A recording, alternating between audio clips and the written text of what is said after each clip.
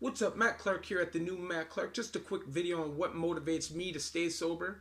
And if you want, check out my interview on the recovery. He's a great guy, Jeff. Go check him out on YouTube. The channel's The Recovery. Stay tuned for a great video. The new Matt Clark. I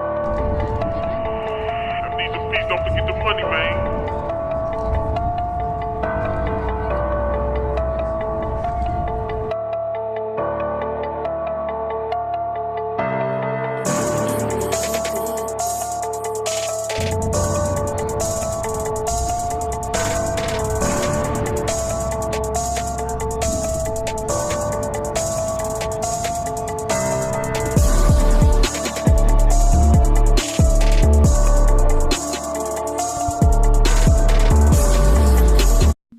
What's up, Matt Clark here at the new Matt Clark. How are each and every one of you doing today? I'm doing great.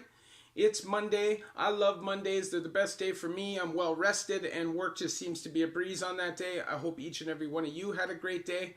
I want to say to each and every one of the 849 subscribers, it means the world to me that you guys support me and my channel. We're going to get this movement going. We're going to make our voice louder and hopefully it can inspire some change. And that's our goal. If you could please hit that like button, that subscribe button, that bell notification button, and share with whoever you can just to help spread the word, I would appreciate it. Thank you very much. So today I want to speak about why I really decided to stay with sobriety. And there was a couple, days where I really struggled with that decision, and things were shown to me that proved to me that I made the right decision. So on this specific day, I was in Richmond Hill. It was cold outside, really, really, really cold outside, and I was waiting for a bus. And there was this guy at the bus stop, okay? He was sitting down, tucked there with his hands like this. He had a handful of crack. He had a little crack pipe and a box of baking soda beside him, okay? So now I'm looking at this guy and I'm like, wow, like it's minus 30. And this guy's sitting in a bus shelter smoking crack. And obviously, like, I've never really been like a big crack person, but I've been a user and an addict and a poly addict my whole life, pretty much my whole adult life anyways. And I've been in situations not exactly like that, but where I'm out in the cold and I'm bleaching for no reason, just because I want to get high. So I see this guy there, and it just reminded me how crazy we can get when we're using. Then this guy stands up out of nowhere, gets up, starts walking back and forth on the sidewalk, screaming out about, because he was a Muslim guy, and he was screaming out about how he's been oppressed, and he was screaming at nobody. And I felt horrible for this person, because obviously he was very lost, he's very alone, and he needed help. But I could not get through to him, We got on the bus. He's on the bus just screaming, blah, blah, blah, blah, blah, blah. People are literally sitting on the bus laughing at him. And honestly, that was the first time that I've seen drugs used where it literally made me super thankful that I quit. Because before I switched my lifestyle and dropped all my old friends, every time I saw drugs, they were in a positive light for the most part. For sure, like you'd be in the trap house and you'd see people really, really, really rough. But because you're rough as well, you don't notice it. You kind of feel like you belong and it's not that terrible. But when you're sober and you see somebody in those pits, it makes you feel horrible. I've never personally been that lost where I'm obviously hearing voices and stuff like that. But I do have friends that have gone through all of that. And drugs can induce schizophrenia, psychosis, and all that stuff. And this guy was very clearly in psychosis, if not paranoid schizophrenia, drug-induced. And for a long time, I really struggled with the decision to drop my old friends.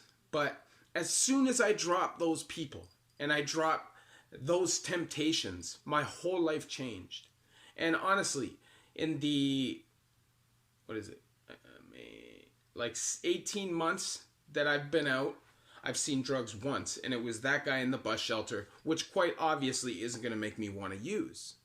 So how I look at it is as soon as I dropped the negative influence and the dead weight in my life, and all that negative energy and pessimism and all that stuff was gone, it was so much easier for me to move forward and just think positively and progress, because you don't have these vicious fish biting at your ankles trying to pull you back down into the water, if that makes sense.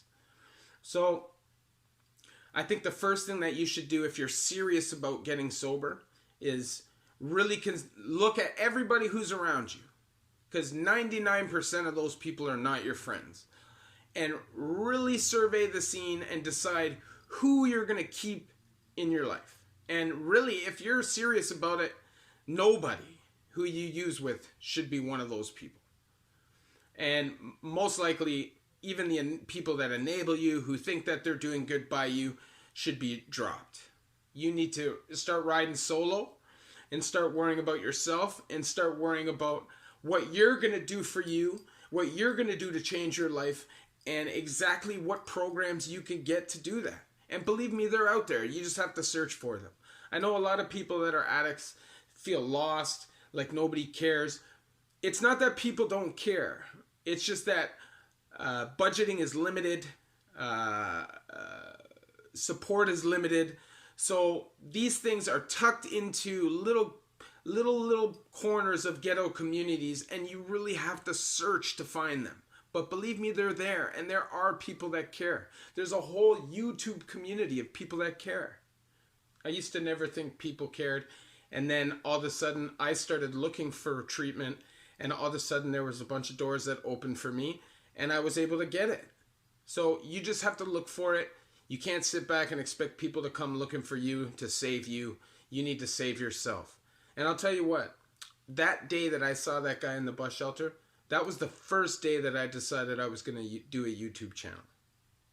You know, I never fully decided I was going to do it, but that's when I started with the idea. Because I felt like if only somebody could reach out to these people before they get this lost, maybe we could save some lives and make a difference in this world. You know, and ultimately that's my goal. So I also want you guys to check out an interview I did. I did it with the recovery. Jeff's a great guy. You guys should go check that video out. You know, I think it's a good interview, and I think you guys would really like it. Other than that, man, please hit that like button. Please hit that subscribe button. Please hit that bell notification button. And please share and spread the message. Hopefully my words get through to everybody. You can DM me on Instagram at the new Matt Clark, all small letters, all one word. And if I can help you, I can. If I can give you advice that I feel I have the knowledge to answer, I will. Other than that, man, please just have a great day at the new Matt Clark.